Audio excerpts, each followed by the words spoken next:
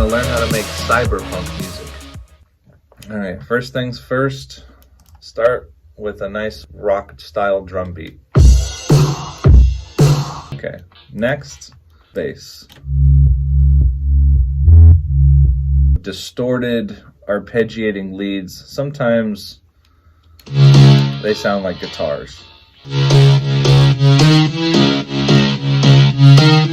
After this, I'm going to break down how to do all these things really quick. It's pretty easy. A secondary lead. And then we're going to do our main lead line.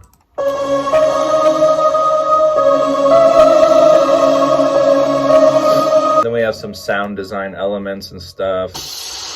You know, swooshes and swoops and dives, transformer noises.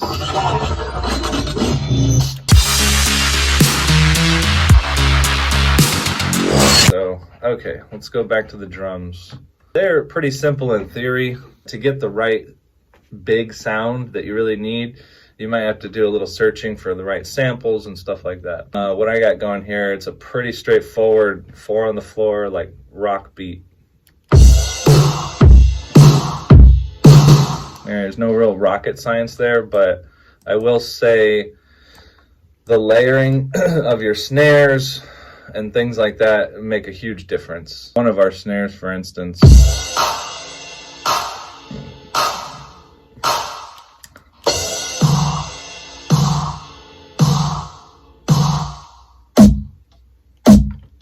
so you can see all 3 of those snares make up a big sounding snare.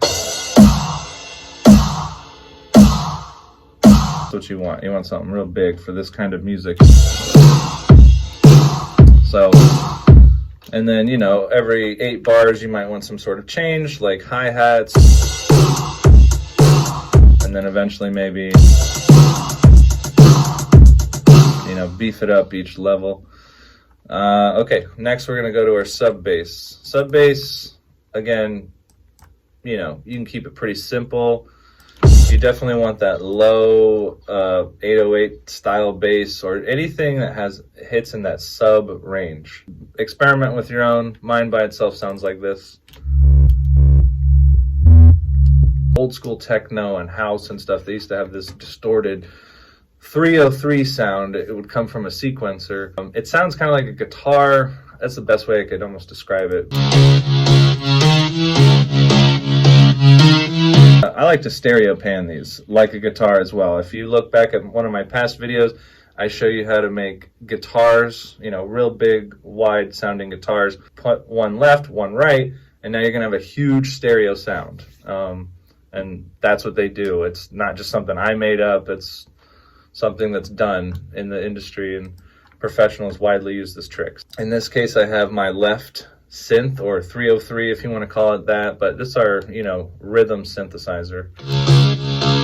And then I have a very similar one on the right. I tweak it subtly so that your ear can hear differences. It's not the same exact copied signal, because if it is, it's going to create what's called a phantom center, and it's going to sound like it's mono or center to your ears, and you don't want that. So in this case, we want stereo. So make your left and right channels slightly different, or different enough. So here's one, here's the other, here's together. Here's my other synth. Similar trick, guys, you know, just something that sequences it, adds dimension and depth. You know, so together it's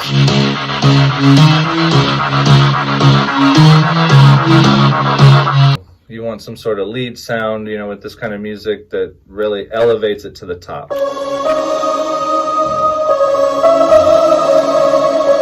This is last but not least, I'd say, your sound design elements. These are little things you're going to put in the breaks, give it more movement and life, and not just like going from part A to part B to part C, you know, like a rigid machine. So you want to give it some life and movement any way you can.